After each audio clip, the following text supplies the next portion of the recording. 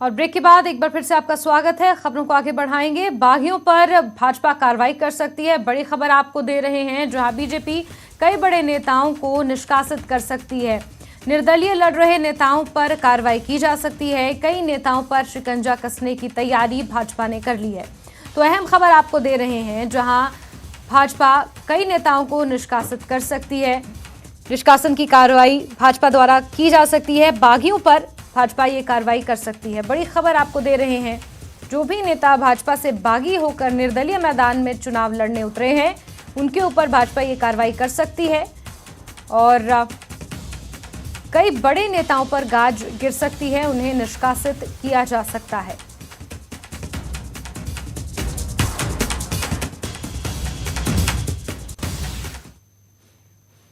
लाहौल स्पीति में राष्ट्रीय अध्यक्ष जेपी नड्डा ने काजा में चुनावी हुंकार भरी। इसके साथ ही बीजेपी के राष्ट्रीय अध्यक्ष जेपी नड्डा ने विशाल जनसभा को भी संबोधित किया। यहां 11 बजे मन की बात सुनने के बाद जेपी नड्डा ने जनसभा को संबोधित किया। नड्डा ने बीजेपी के उम्मीदवार रामलाल मारकंडा के पक्ष में लोगों से वोट मांगा।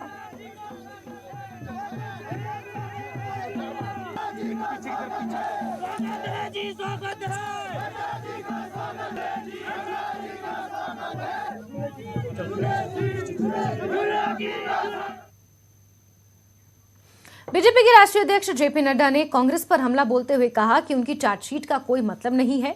न्यूज 18 से खास बातचीत में जेपी नड्डा ने दावा किया कि इस बार फिर से हिमाचल में पूर्ण बहुमत से भाजपा की सरकार बनेगी। हमारे साथ इस वक्त मौजूद हैं भाजपा के राष्ट्रीय अध्यक्ष जेपी नड्डा। नड्डा साहब, आपका गृह जिला, लेकिन जो सबसे बड़ी दिक्कत है वो बागियों की अब हिमाचल प्रदेश में सामने आ रही है, कैसे निपटेंगे? कोई नहीं, Bharatiya Janata party cadre based party है, आइडियोलॉजिकल बेस्ड पार्टी है। चुनाव का जैसे ही कैंपेन पूरी ताकत से आगे बढ़ेगा, आप देखेंगे कि लोग एक तरफा भारतीय जनता पार्टी को पक्ष में वोट दे रहे हैं और जो साथी बाहर गए हैं वो भी हमारे साथ आते हुए मिलते हुए आप देखेंगे।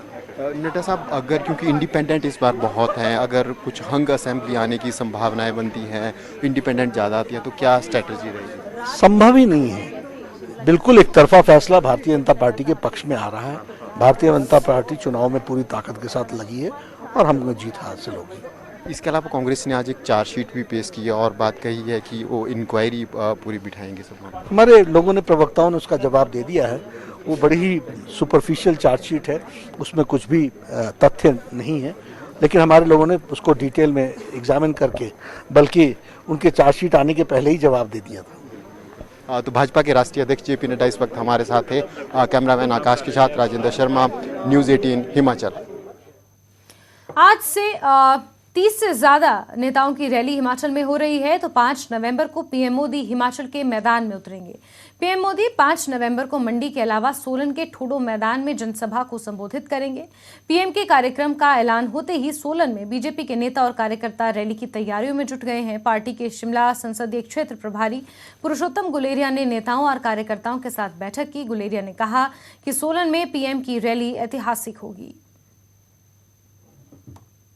आज सोलन में कार्यकर्ताओं की बैठक रखी गई थी और उसका कारण ये था कि हिमाचल प्रदेश में जो चुनावी बिगुल बजा है, उसमें आदरणीय प्रधानमंत्री नरेंद्र मोदी जी की पहली रैली सोलन को मिली है। हमारे लिए सौभाग्य की बात है। 20-21 विभाग अलग अलग और उनकी सारी कार्य योजना तैयार हुई है। बहुत ज़्यादा उत्साह कार्यकर्ताओं में है और मैं ये कह सकता हूँ कि सोलन के ऐतिहासिक ठोडो ग्राउंड में ऐतिहासिक मोदी जी की रैली होने जा रही है और इसका इम्पैक्ट सोलन जिला ही नहीं, शिमला पार्लियामेंट के साथ साथ अन्य पार्लियामेंट में भी इसका सीधा सीधा इम्पैक्ट पड़ेगा और निश्चित तौर पर भारतीय जनता पार्टी को इसका लाभ मिलने वाला है। उसकी तैयारियों में सभी कार्यकर्ता जुटे हैं। शाहपुर में नेता प्रतिपक्ष मुकेश अग्निहोत्री ने कहा कि भाजपा जितनी मर्जी चाहे धुआंधार प्रचार कर ले, असल में प्रदेश की जनता ने उनका धुआं निकाल रखा है। साथ ही कहा कि हिमाचल में कांग्रेस 2/3 बहुमत से सरकार बनाएगी और जल्द ही राजधानी में तिरंगे के साथ कांग्रेस का झंडा भी लहराता नजर आएगा। इसके अलावा मुकेश अग्निहोत्री ने न्यूज 18 से खास बातचीत में क्या कुछ कहा, सुनिए। तो देवभूमि के दंगल में अब चुनाव प्रचार प्रसार जो है वो तेज हो चुका है और उसको और धार देने के लिए जो है अब दोनों ही पार्टियों के जो स्टार प्रचारक है मैदान में उतर चुके हैं। इस वक्त हमारे साथ जो हैं नेता प्रतिपक्ष और कांग्रेस के स्टार प्रचारक मुकेश अग्निहोत्री हैं। हम बातचीत करेंगे कि किस तरह की रणनीति के तहत कांग्रेस आगे बढ़ रही है। मुकेश जी, सबसे पहले तो बहुत स्वागत न्यूज़ 18 पर आपका। धन्यवाद। मुकेश जी, किस तरह से जो है, किस रणनीति के तहत आप आगे बढ़ रहे हैं, क्योंकि इस वक्त जिनके जो चुनौती आपके समक्ष है वो खुद को डबल इंजन की सरकार कहने वाले पार्टी के समक्ष है, और उनके जो धुआंधार बड़े स्टार प्रचारक यहाँ पर आ रहे हैं उनके, वो आपके समक्ष हैं।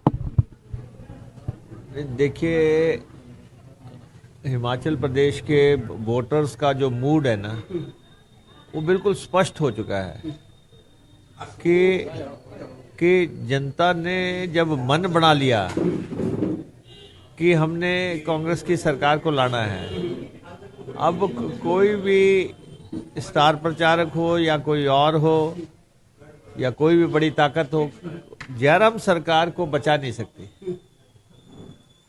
प्रदेश का माहौल पूरी तरह चार्ज हो गया है और हम जहां भी जा रहे हैं अब तो ये एक जो जिसको कहते हैं तूफान में बदल रहा है और भाजपा की परेशानी दिन प्रतिदिन बढ़ती जाएगी। आपका प्रचार प्रसार तो तूफान में बदल रहा है, लेकिन उनकी तो तूफानी रैलियां हो रही हैं, विजय संकल्प रैलियां पूरे 68 के 68 विधानसभा क्षेत्रों में। नहीं, रैलियां करने से कोई सीटें थोड़ा नहीं मिलेंगी।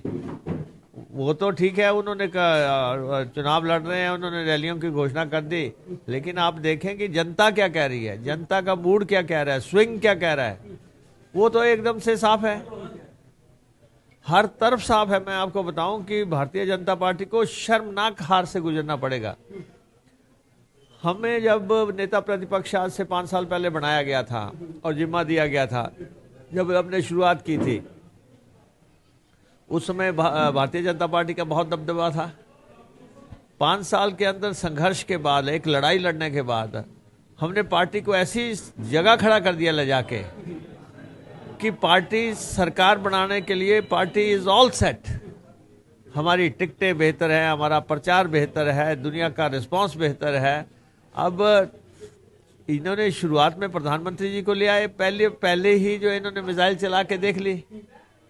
अब वो बात नहीं है, ये चुनाव जयराम सरकार के 5 साल की कारगुजारी पे लड़ा जाएगा। जयराम से मैं एक सवाल पूछना चाहता हूं मुख्यमंत्री जी से कि आप अपने नाम से चुनाव क्यों नहीं लड़ रहे? 5 साल आपने राज किया, आप अपने नाम से चुनाव लड़ते, अपने काम पे चुनाव लड़ते, अपने नीतियों पे चुनाव लड़ते। आपने पूरे इलेक्शन में कहीं भी एक बार बात नहीं आई कि ये चुनाव जयराम के नाम पे लड़ा जा रहा है।